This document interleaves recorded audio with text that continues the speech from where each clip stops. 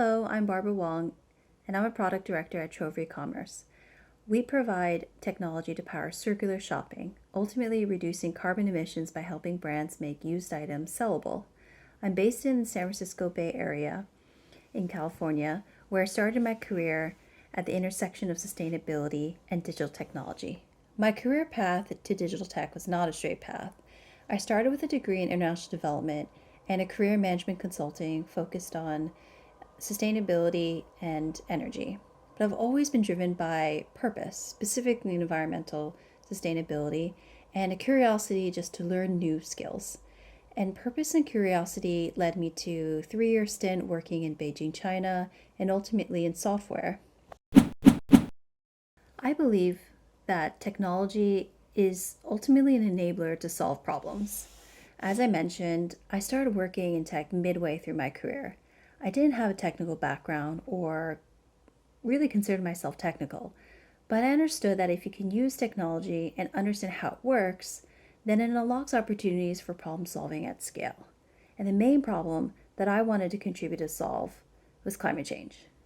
So I sought out opportunities to learn about how software is made and how it works in the sustainability space.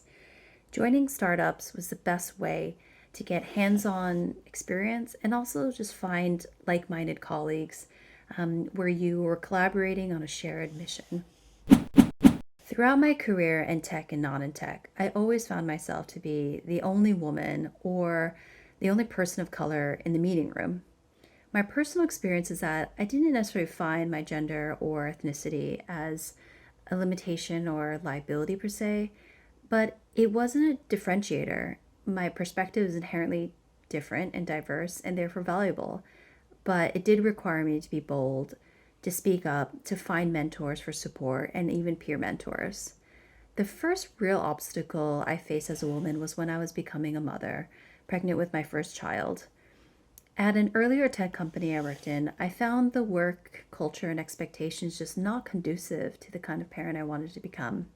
And so I advocated for a maternity leave policy and work accommodations that ultimately wasn't granted out of fairness for other working parents.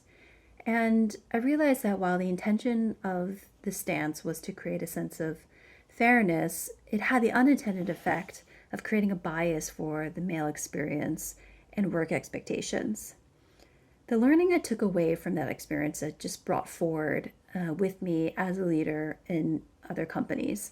And that's where I realized that the differences in policies and work expectations is not about being unfair, but it's actually enabling a diverse culture and ultimately allows everyone to thrive.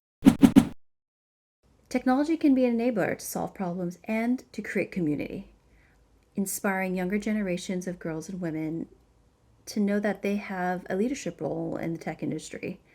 I see this combination of community and inspiration in Netexplo's featured tech winners, like the Digital Citizen Fund that sets up IT training centers for female teachers, and also the Smart E-Waste Microfactory, a female-led solution to electronic waste.